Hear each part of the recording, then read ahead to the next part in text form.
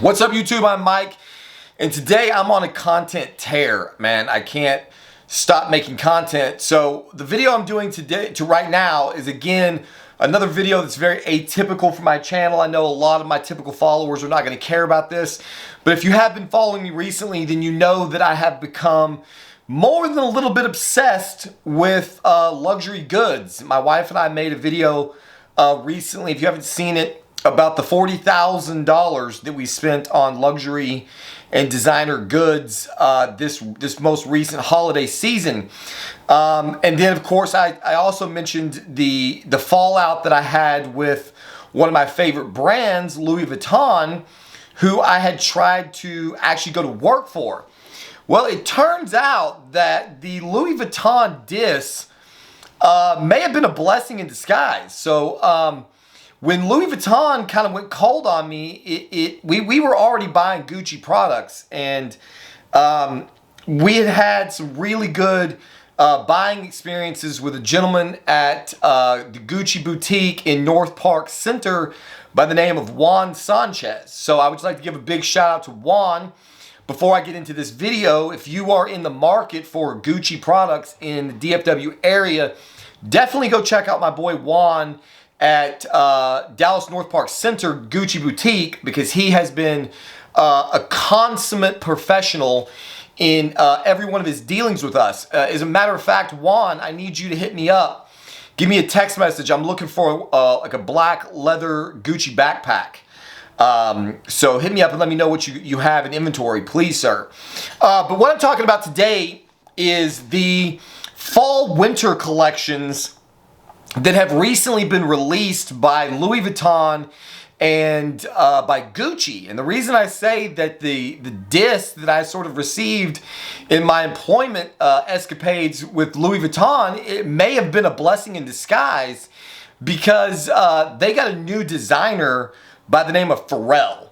I have no idea who this guy is. The first piece of data I saw was that there was $1 million Louis Vuitton handbag that had been released, and I believe Pharrell was the one in the picture carrying it. It's this hideous, god-awful yellow handbag, and I didn't realize at the time that he was actually their new designer.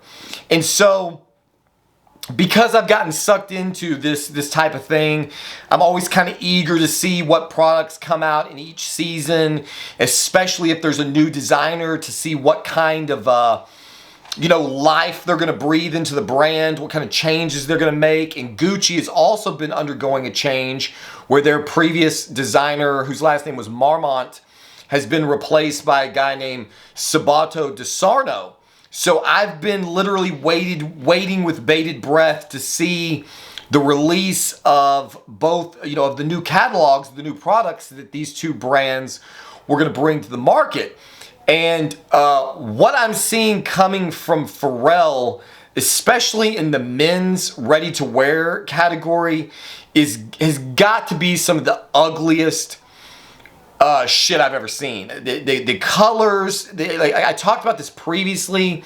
He's done it's like, I don't know who this product is being targeted at. Maybe I'm wrong. Maybe Highland Park moms are desperate for gigantic, expensive, yellow Louis monogram handbags. Maybe Highland Park dads are desperate to wear camouflage, like forest camo. Some of these clothes that this guy's produced for Louis Vuitton literally look like something it's like a Minecraft skin, is what it looks like. It looks like a Minecraft character skin. I might take the time to clip some of these pictures out. You can easily go to look to Louis Vuitton's website and look at the new men's collection. It is just one of the most god-awful, ugly-looking collections that they may have ever produced. And when I'm looking at this new collection, it just seems like a complete and total departure from everything this brand has represented for maybe forever. There are admittedly some okay looking female handbags, but there's a lot of denim looks, and I don't know, it really did not grab me at all, which honestly is a good thing, because if the collection had come out and it had really anything at all worth buying in it, I would have probably gone and blown a bunch more money that I don't need to spend. And so it's kind of like a half and half. It's like you're waiting for this new collection to come out to see if there's anything that you can't live without. And on the one hand, you're kind of hoping that there is, because you know, it's fun. And on the other hand, you're like hoping that there isn't, because you don't need to be spending the money. And so when I saw Pharrell's collection, I don't know if like this is Louis Vuitton's attempt at going woke, or again, I don't even know who this person is, but it's, you know, look it up if you want. I think it's got to be some of the ugliest Louis Vuitton products maybe ever made. And so why I say that maybe not being employed with them was a blessing in disguise, I cannot imagine ever showing some of the especially the men's clothing line. It's just heinous. It's so heinous. The only person that I know that we might actually end up seeing wearing some of the trash that Louis Vuitton just created is maybe like Travis Kelce, who already has some of the absolute worst style I've ever seen on a man, like ever. And he's clearly a big Louis Vuitton fan. So we'll probably see very soon Travis Kelce in the new Louis Vuitton forest camo fucking Minecraft skin suit is apparently what we've got. So it's almost like half the collection is like inspired by Kenya. You know, it's like take it back to the jungles in Africa, and the other half seems to be like maybe for Ukrainian soldiers, because it's very, very strangely militaristic. It's incredibly heinous. So thankfully, Gucci and Sabato De Sarno did not let me down. I saw the runway, and I'm not really a big runway guy. Like, runway fashion is usually like, it's like, you know, it's high fashion, it's massively overblown. It's not something that I would, you know, be walking around in. But the new, so there's only so much of it that's actually available. There's a new travel set that actually has some really cool Gucci travel pieces in it. I'm now like I'm kind of conflicted, because I was just getting ready to buy my wife this from the Porter collection, the Gucci Porter collection. They have like a vanity that's $2,500. It's this big box that will hold all of her Dior and Chanel and all her makeup that I bought her. And she really needs a newer vanity, because I've just inundated her with cosmetic products. And so I still think that I'm going to buy that Porter vanity. But De Sarno came out with some pretty cool like lockable vanity boxes that I think also take some jewelry or stuff. So the new travel collection looks really good. And then I actually watched a bit of the men's runway today, and already by comparison, there just is no comparison. De Sarno brought to the new Gucci fall winter collection just some really classy looking designs. I really love some of the new like sport coats or dress coats.